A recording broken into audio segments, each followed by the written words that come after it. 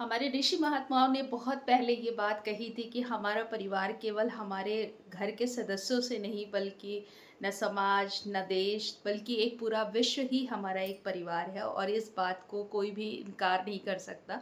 और आज ऐसी कुछ परिस्थितियां फिर से बन रही है जिससे हमको लग रहा है कि हम लोग भी थोड़ी सी दिक्कत में आ सकते हैं। तो युद्ध तो चल रहा है ईरान यूएसए और इजराइल में, बट उसका इफेक्ट हर देश पे पड़ रहा है।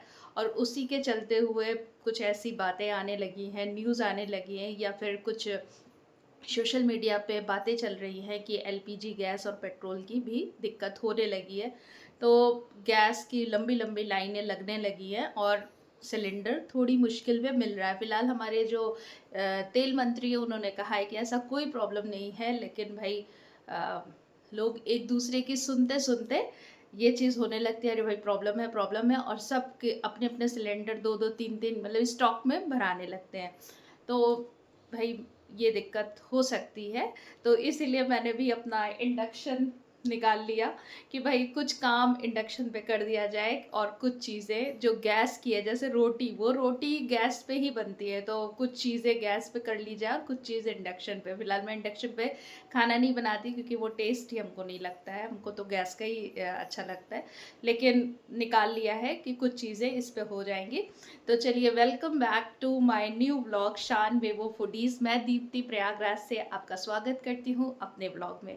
तो चलिए आज का ब्लॉग स्टार्ट करते हैं। सबसे पहले दलिया बनाने से, क्योंकि दलिया बन जाएगी और बहुत दिनों हो भी गए दलिया खाए हुए, तो हम सबको दलिया बहुत पसंद है। तो दलिया बनाते हैं और उसके बाद फिर खाना बनाएंगे। तो स्टार्ट करते हैं आज का ब्लॉग।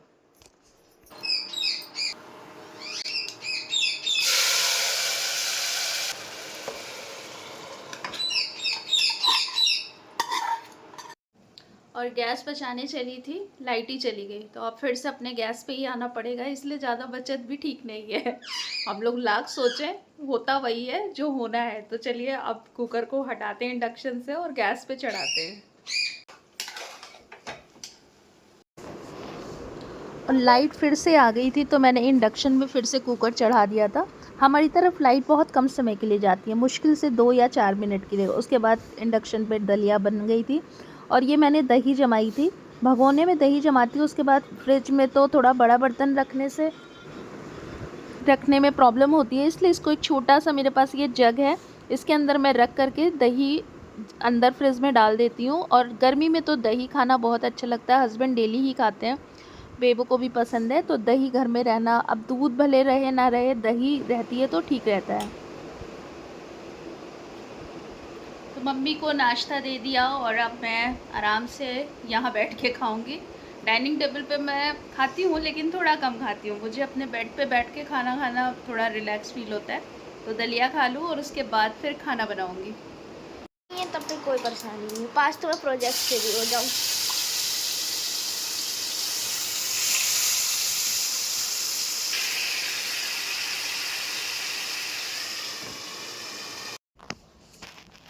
और दिन के खाने में मैं बना रही थी कढ़ी। कढ़ी मुझे बहुत अच्छी लगती है, मुझे भी अच्छी लगती है और मम्मी को भी। और खट्टी खट्टी कढ़ी बेहद पसंद है हम सभी लोगों को, बेबू को भी बहुत पसंद है। लेकिन बस शान है, नाटक करता है, उसको कढ़ी नहीं पसंद है। तो फिलहाल उस वो माँ अगर दाल बनाई रहेंगी जेठानी जी, तो उनसे वो खा लेगा और कढ़ी माँ खा लेंगी। इस तरह से फिर मैंने कढ़ी का मतलब कि पहले छौंका बनाया और उसके बाद ये दही और बेसन का घोल इसमें डाल दिया। और ऐसा नहीं है कि हर चीज़ इंडक्शन पे नहीं बन पाती अच्छी, कुछ चीज़ें इंडक्शन पे ज़्यादा अच्छी बनती हैं।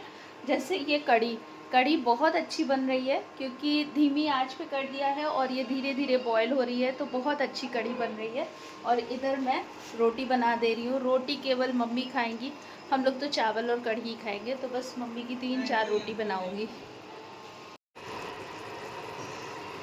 और कढ़ी जितनी ज़्यादा उबलती है ना उतनी टेस्टी बनती है। कढ़ी का यही एक नियम है कि कढ़ी को खूब धीमी धीमी आंच पे बॉईल कर लीजिए, तो कढ़ी जितनी उबलेगी उतने बढ़िया टेस्ट इसका आएगा। खाना बनके रेडी हो गया, ये चावल, रोटी और कढ़ी, और साथ में मैंने पीस दी है आम की चटनी। तो दिन का लंच बनके रेडी हो गया है। मेरा किचन का काम हो गया है ख़त्म। अब थोड़ी देर रेस्ट करेंगे, उसके बाद फिर अगले काम करेंगे।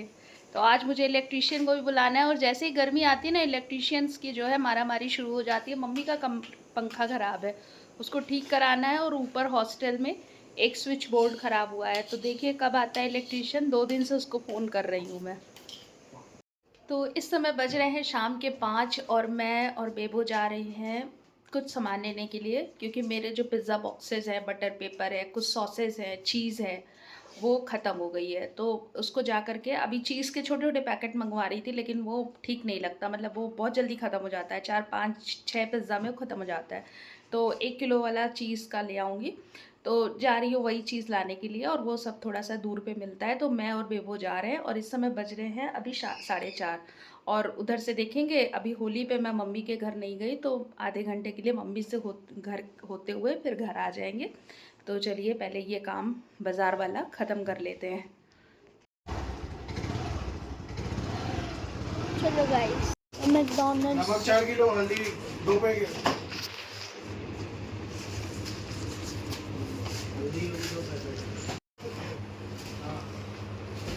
चाय 500, निरमा 3 किलो। हाँ, ये है तो हमने देखा है। देखो थाली रखी है तो ये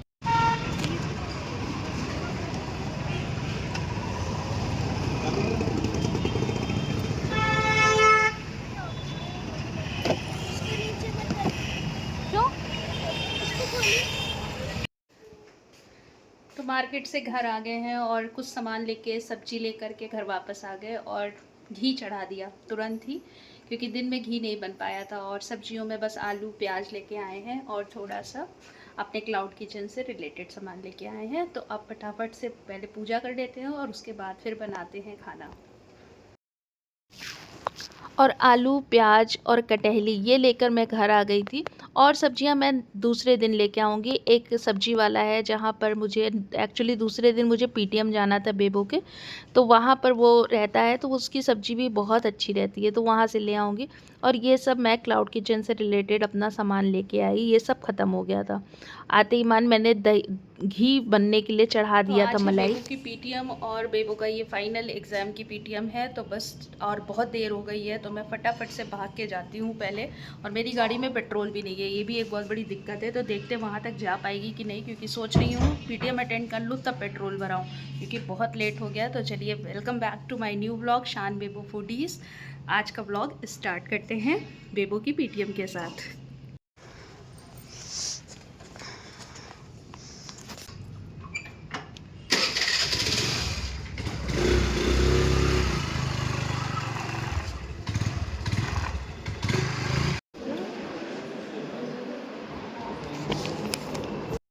हाँ हम ये कह रहे हैं कुछ भी नहीं चल रहा। हाँ, इसका मतलब कुछ दिक्कत है। वो देखिए उसके यहाँ।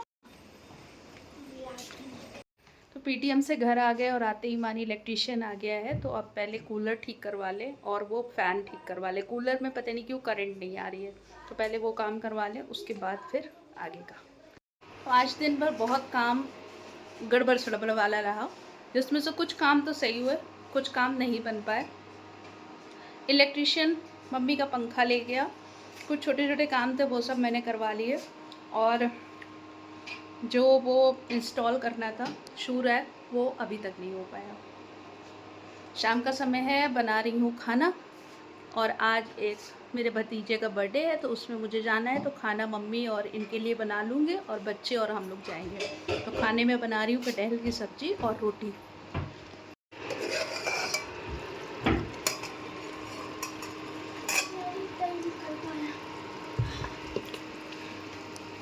बेबो आटा निकाल के लाई है बड़े ड्रम से, और कह रही है कि बस हम इतना ही निकाल पाए हैं।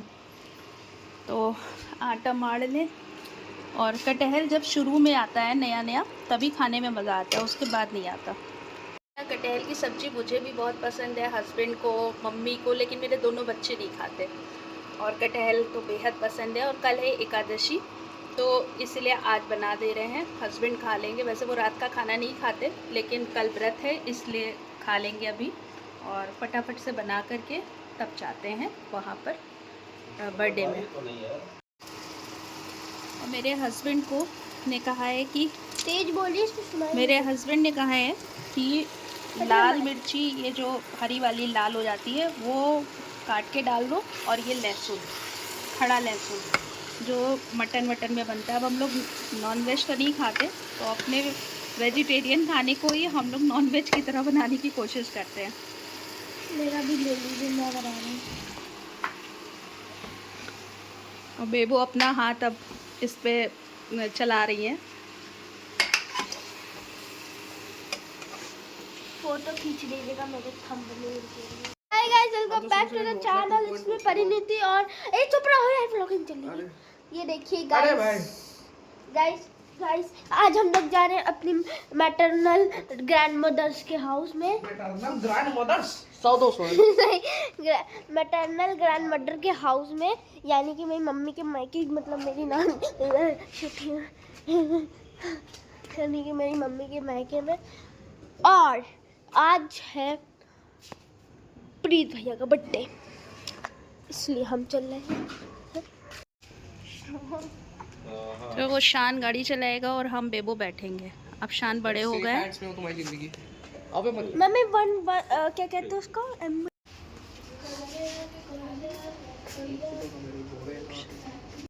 मतलब पेट का इन्फेक्शन रोज खाते हैं क्या? नहीं, रोज नहीं, मतलब उनकी दवा हो गई है। जिसको बहुत ज़्यादा पॉटी है।